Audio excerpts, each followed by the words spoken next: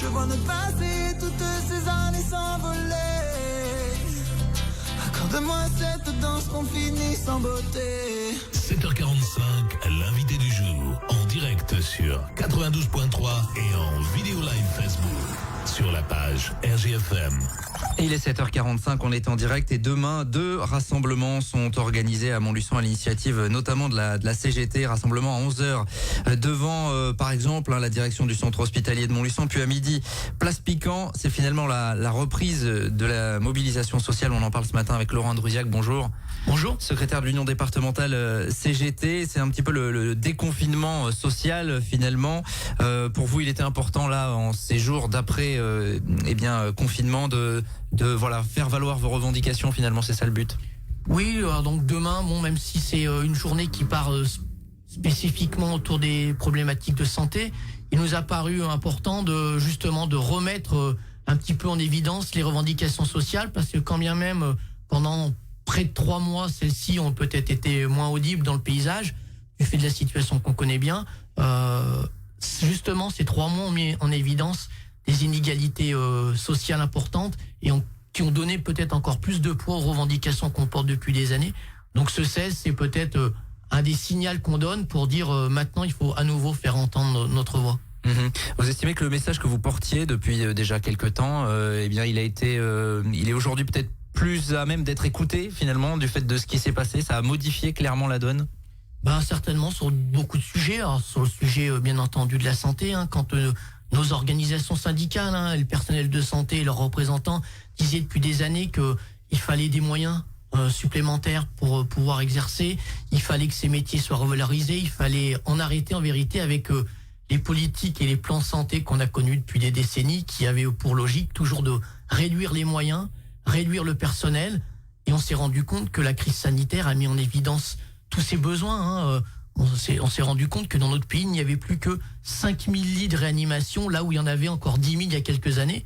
Les conséquences des politiques menées, on s'est rendu compte qu'il aurait été presque devenu exceptionnel de pouvoir passer de 5 à 10 000. En tout cas, le gouvernement a mis en évidence leur capacité à augmenter, mais si eux-mêmes n'avaient pas baissé le nombre de lits de réanimation, il n'y aurait pas eu besoin de pallier à ce déficit. Mais c'est un exemple parmi tant d'autres. On s'est rendu compte qu'il y avait besoin de matériel, qu'on ne les produisait plus en France. Donc ça a mis en évidence aussi bien tout ce qu'on pouvait nous dénoncer et réclamer par rapport à la santé, mais aussi quand on a délocalisé des productions telles que fabrication de masques, de respirateurs, qu'on allait les faire à l'autre bout de la planète parce que ça coûtait moins cher, on s'est rendu compte que nos revendications qu'on porte depuis des années, si on nous avait écoutés, on aurait peut-être appréhendé les 3 mois ou la crise sanitaire qu'on vient de connaître de façon différente. Vous le disiez, ce mouvement il part dans le secteur de la santé pour la journée de demain. Il y a un appel national à la mobilisation parce que vous estimez qu'il est l'heure justement de à nouveau faire valoir ces revendications là. C'est encore tout frais finalement cette crise, on n'en est pas totalement sorti.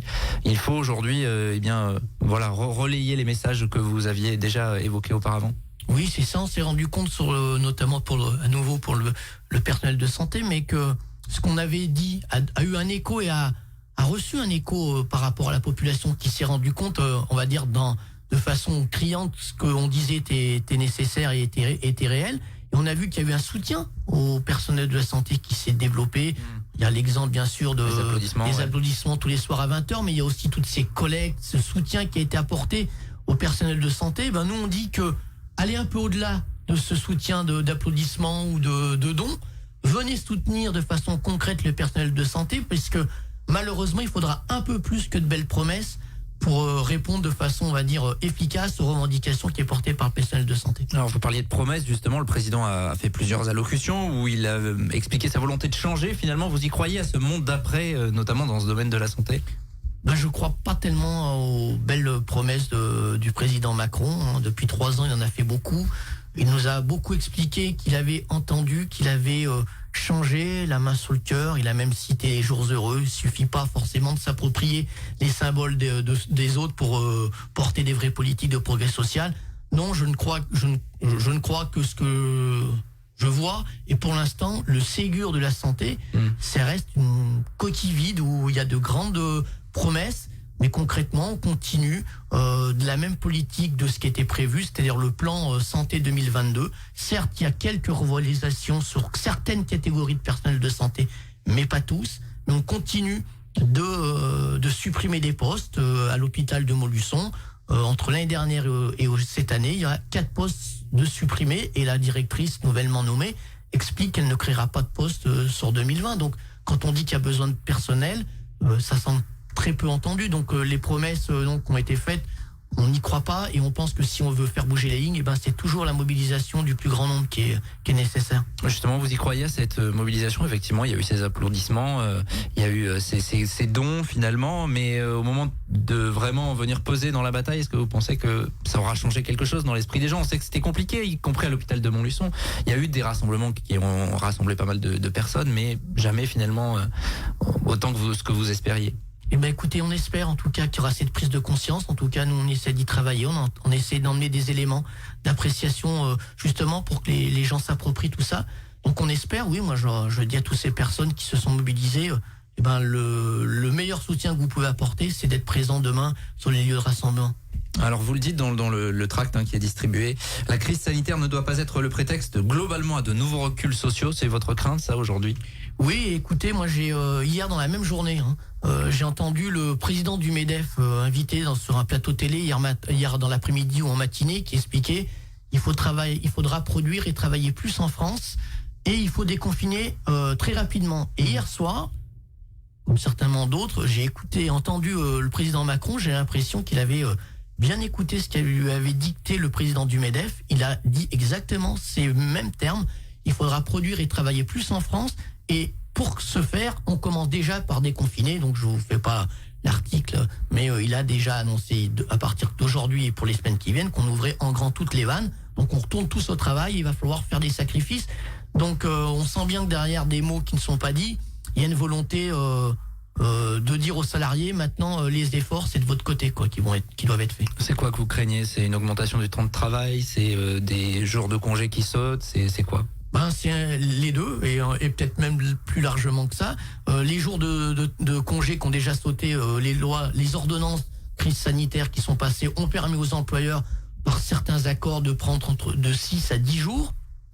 Et sur le temps de travail, on a le patronat MEDEF qui est aux manettes et qui va proposer très vite des accords dans les entreprises qui iront dans ce sens de supprimer des jours de congé, mais qui vont aller au-delà, certainement augmenter le temps de travail, voire baisser les salaires. En coup, c'est ce qu'on craint, malheureusement.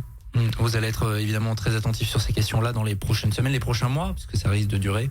Oui, complètement. Bien sûr, on va être très vigilant sur les accords qui seraient proposés dans les entreprises. On a, nous, un certain nombre de revendications à apporter. On essaiera de peser dans les négociations et dans les discussions qui pourront y avoir au niveau national, mais oui, on va être très vigilant puisqu'on sent qu'il y a une offensive qui se prépare. Vous avez déjà eu des remontées de terrain, là, concrètement, de représentants dans les entreprises qui s'inquiètent déjà de la suite? Oui, on a quelques entreprises qui nous disent être inquiets pour l'avenir. Alors, il n'y a rien pour l'instant d'accords concrets qui sont portés, mais on a quelques exemples de télétravail, d'accords télétravail qui pourraient se mettre en place où on voudrait généraliser ce qui s'est fait pendant cette période, donc c'est-à-dire du télétravail qui pour nous n'en était pas vraiment un pendant ces 3 mois de confinement, c'était surtout du travail à domicile. Et si on veut mettre des accords de télétravail, il faut que ça soit cadré, le temps de travail, l'amplitude horaire, le matériel qui est mis à disposition. Mais sur le temps de travail et sur peut-être les risques de licenciement, oui, on a quelques entreprises, je crois pas trahir un secret quand je vous dirais que les salariés d'Amis sont assez inquiets puisque leur employeur, dans un paquet cadeau très large, explique qu'il y a des risques sur le volume de production à venir dans les mois qui viennent, qu'il faudra certainement réfléchir à comment passer cette période, et en même temps, il leur parle d'un peut-être risque d'un PSE, d'un plan de sauvegarde de l'emploi, qui est seulement un nouveau vocable employé par les employeurs pour ne pas dire licenciement. Donc oui, on est inquiet dans ce secteur de l'automobile, mais pas que. Donc on va être très vigilant. Ouais, il y a d'autres craintes, j'imagine, avec la dette qui évidemment s'est considérablement creusée. Est-ce que vous estimez que justement les organisations syndicales dans les mois, dans les années à venir, parce que là on parle sur du long terme, auront justement un rôle très important dans ce contexte-là? Oui, moi je crois que plus que jamais il y a besoin d'interlocuteurs. J'entends le président qui redécouvre ce que sont des corps intermédiaires, même si j'aime pas forcément ce terme-là, mais il redécouvre qu'il y a des gens et des organisations avec lesquelles il faut mieux parler, dont les syndicats font partie. Oui, je pense que les organisations syndicales, de par leur organisation, de par leur représentativité, leurs histoires, leur expérience, sont des interlocuteurs indispensables. En tout cas, la CGT est une organisation, à mon avis, qui a son mot à dire dans la période. Et d'ailleurs, on a sorti, nous, un document qui s'appelle l'urgence sociale, l'urgence environnementale, c'est possible et urgent, et c'est dès maintenant. Donc on va faire connaître ce document dans les semaines qui viennent. Avec donc bien cette reprise des mobilisations, rassemblement demain à 11h devant la direction du centre hospitalier, et puis Montluçon, place Piquant également à midi. 11h, il y a des rassemblements ailleurs que... Oui, alors donc le 16, c'est d'abord ça part d'une initiative autour du personnel de santé. Soutien du personnel, soutien de la santé, et on a décidé, nous, dans l'Allier, mais pas que, il y a plein de départements qui font pareil, d'élargir, parce que cette crise sanitaire, elle a mis en évidence, vous savez, tout ce qu'on pourrait qualifier les premiers de corvée, les femmes, les aides à domicile, celles et ceux qui font le ménage, les éboueurs, les caissiers, les caissières, toutes ces professions qui se sont avérées indispensables, ceux qui n'étaient rien.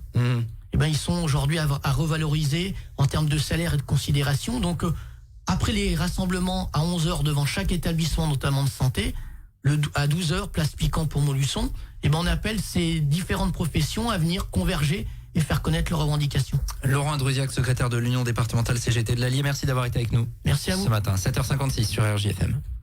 7h45, l'invité du jour. En direct sur 92.3 et en Facebook Live vidéo sur la page RJFM.